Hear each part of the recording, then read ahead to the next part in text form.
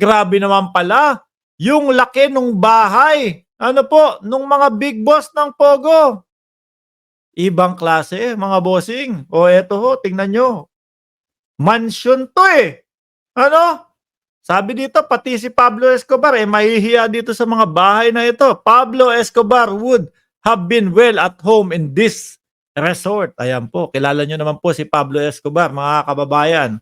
Ano po, ABS-CBN News, a mansion with its own helipad, a firing range, kumpleto ha, an underground tunnels, and other luxurious amenities. Mga kababayan, Pablo Escobar would have been well at home in this resort. Eh baka mga kababayan talagang hindi tatanggihan ni Pablo Escobar po yan, mga bossing. Sa sobrang laki po, mamaya ipapakita po natin, no? Isa-isa yung mga litrato. Except that this is not in Colombia. And instead of a lord ng mga droga, the resort in Porac, Pampanga was once the playground. Grabe, ayan mga kababayan. No? Eh kala mo eh, kumbaga, alam niyo yung mga nirerentahan na malalaking palaisdaan, yung mga nirerentahan pong malalaking mga swimming pool with slide. Oh, saan ka pa, mga kababayan? Oh, maiinggit pati si Pablo Escobar dito eh. Oh, oh, sampa. Oh, ayan. Oh, biruin niyo ho, oh, mga kababayan. Eh ano nga ba ito? Mansyon, 'di ba? Ano pa itong balita nito about sa Pogo, mga bossing? Yung mga kasapakat, alam niyo po yung salitang kasapakat, no? O yung mga kasama o yung mga business na tawag dito, kasosyo ni Alice Guo, mga kababayan, aba, natagpuan po, 5 ang pasaporte. Alice Guo's business partner has 5 passport from different countries. Mga kababayan, PAOK finds that 5 passport and COVID-19 passes that belongs to Alice Guo business partner, na sinasabi niya na hindi daw po niya alam na itong si Wang Xiyang ay wanted. Biruin mo, no? Tagal mong business partner, tapos hindi mo alam na wanted pala yung tao na yon. When agent breaks open 19 vaults, natagpuan po in 4 or 5 raided villas in Fontana Leisure Park, natagpuan 5 pasaporte, mga kababayan. So, pag tablado yung 4, pwedeng gamitin yung isa. So, talagang makakalipat-lipat po, mga bossing, ng lugar. Itong si Wang Ziyang, mga kababayan.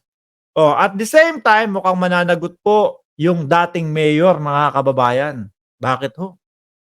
Biruin mo, nung panahon ng COVID, eh, talagang makakagala-gala pala sila. Nung panahon ng COVID, eh, malaya po silang nakakapagparot pa rito. Oh, ang question po ng PAOK doon sa dating alkalde po na nag-endorso kay Mayor Alice Go, mga kababayan, bakit mo binibigyan ng travel pass ito? Eh, mga wanted ito, mga kababayan. 'Di ba? Numero 1 wanted itong si Wang Ziyang. Pero yung dating alkalde, weekly binibigyan po ng travel pass, mga kababayan, para makapagparoot pa rito. Biruin niyo po 'yan, mga bossing. Hindi alam yata ng alkalde na wanted si Wang Ziyang, patuloy pa din yung pagbibigay. Naku po, malilintikan itong mga ito, mga kababayan. Kaya ako ho, talagang sabi ko, eh, since madami nang nakikitang mga kabulastugan po, mga bossing, no? Sa loob nitong Pogo na ito, dapat ang ating pangulo eh medyo umano na, medyo magbigay na ng kamay na bakal. Ako po, hindi po ako pabor dito sa Pogo, mga kababayan. Sabi nga po, mga bossing, malaki ang naipapasok ng ibang mga Pogo, no? Malaki ang tax na ipapasok ng Pogo. Kaya lang po, mga kababayan, unang-una, nagmumukha naman tayong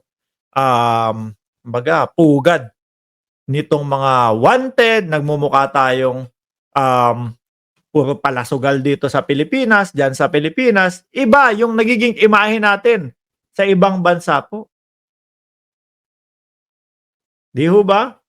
Kung iisipin mo na lang po mga kababayan, eh, 'no, nagiging ano tayo, katawa-tawa po tayo sa labas ng bansang Pilipinas. Kaya dapat ang pangulo medyo talagang umaksyon na dito, pag-aralan na, 'no? Pag-aralan na, although malaki ang mawawala talaga, pero buhay naman din po ng mamamayang Pilipino ang kumbaga nawawaldas, tama ba yung word ko? O buhay ng mamamayang Pilipino yung nasisira naman po. Sabi ni Ma'am Lorelai DSNR, monkey business, bayad yan under the table, kaya free to fly, in and out, syndicate sa Pilipinas. Oh. Magtataka ka pa ho, mga kababayan. Parang yung ipinanalo ni Mayor Alice Guo nung panahon na siya ay tumakbo, mga kababayan, eh, iilan daan lang po, pero yung kalaban hindi nagreklamo. Ano? Eto po kayang mga ito, mga lumang alkalde, yung mga nakalaban, magkakasapakat po kaya ito? Magkakasama po kaya ito? Para proteksyonan itong pogo nila? Talagang malilintikan na 'tong si Alice Guo dito, mga bossing. Kaya hindi ho ako agree doon sa sinasabi nila, "O pauwi na lang ng China 'yan, i-deport na lang ng China 'yan." Hindi po. Kailangan pagbayaran niya kung ano po yung mga, pagkakamali niyang nagawa dito sa Pilipinas o diyaan ho sa Pilipinas, mga bossing. Hindi po natin dapat hayaan. Biruin mo 'no, ang daming mga buhay na nasisira tapos sila ganito, sarap nung ano, tirahan ho, oh. Oh, ha? Eh, baka siguro 'pag ikaw ang nakatira diyan hindi ka na lalabas ng bahay ano? Lahat lahat puwede mo ng gawin diyan. Oh, biruin mo may swimming pool ka, kumpleto sa lahat, oh, tapos air condition ang iyong bahay. Dapat yung mga properties na alis kunin natin.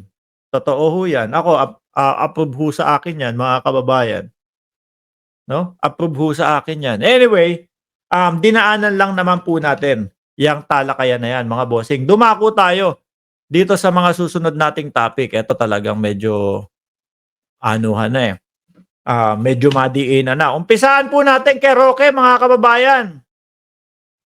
Sabi ko sa inyo, etong simpleng picture po, mga kababayan, 'no, na may picture si Bimby, may picture si Josh sa ating First Lady, iba na po agad ang dating sa kanila. Hindi ba puwedeng, magkakaibigan lang sila outside of the politics, ano? Kaya nga daw po ang Duterte eto,